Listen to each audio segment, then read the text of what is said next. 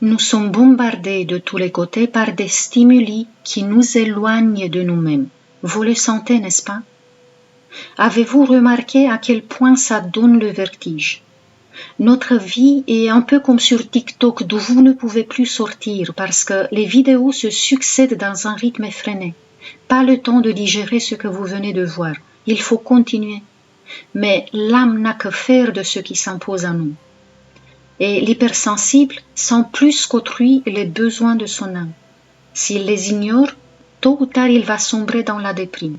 Alors que s'il s'arrête, il sera sanctionné par la famille, par l'entourage, par la société qui lui demande de ne pas faire attention à ses émotions, à ses ressentis, bref, à soi-même, car c'est trop égoïste, c'est mal vu.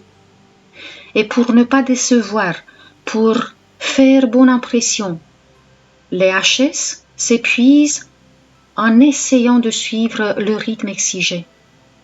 Mais si ce rythme était là justement pour saboter l'hypersensible, afin de l'empêcher d'aller trop loin et trop en profondeur, car ça mettrait en péril les fondations de cette société aliénée, ça mettrait en péril cette construction superficielle qui veut rester en place.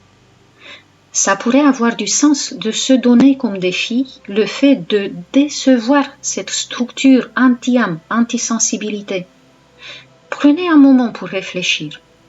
Vous avez galéré jusqu'ici pour ne pas décevoir cette autorité extérieure, peu importe qui l'a incarnée.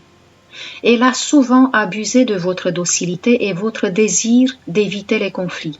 Mais est-ce que vos efforts ont eu un résultat bénéfique? Je vous proposerai un défi, d'essayer cette nouvelle attitude de fermeté. Tentez de voir ce que cela donne comme changement dans votre vie, le fait de respecter les besoins de votre âme. Tournez le dos à une situation où vous ne vous sentez pas respecté. Dites non cette semaine à un ami qui est là juste quand il a besoin de vous, à quelqu'un qui est capable de faire par soi-même ce qu'il vous demande à vous de faire par habitude et sans respect. Dites non à un parent qui vous traite comme sa propriété.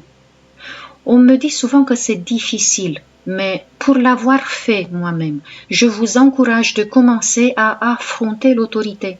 Dites tout simplement non si vous sentez que vous n'êtes pas estimé à votre juste valeur.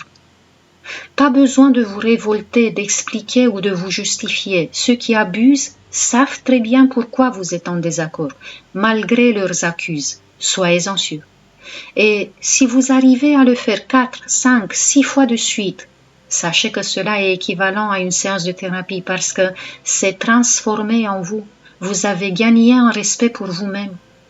Et ce qui est le plus important, c'est que lorsque vous commencez à suivre votre rythme et à vous imposer, vous allez enfin sentir qu'on vous respecte, ou du moins qu'on vous prend au sérieux. Parce que, n'est-ce pas ce que l'hypersensible souhaite le plus?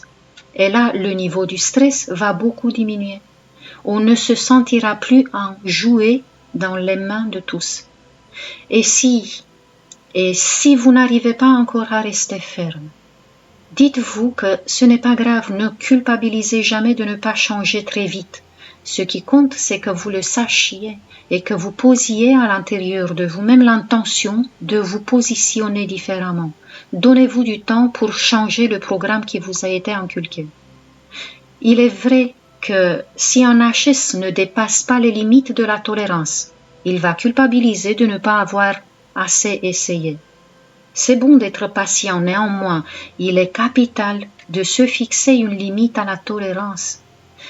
Espérer que ce qui n'a jamais marché fonctionnera peut-être un jour nous fait gaspiller notre vie, et elle est précieuse. N'oublions pas que pour beaucoup de personnes, la souffrance vient justement d'une obstination déraisonnable, d'essayer à toujours s'adapter et tolérer encore plus. Parce que non, l'espoir n'est pas toujours positif. On peut passer sa vie entière à espérer qu'un jour, peu importe les sacrifices, on sera reconnu alors que rien ne se passe. Est-ce que ça vaut le coup? Est-ce qu'on mérite de se sacrifier toute la vie? Voilà une bonne question. Combien d'années de notre vie sommes-nous prêts à sacrifier encore? Sachez qu'en commençant à vous respecter, vous serez de moins en moins dans l'adaptation et de plus en plus dans la légèreté. quel gain d'énergie! Vous allez vous sentir revigoré.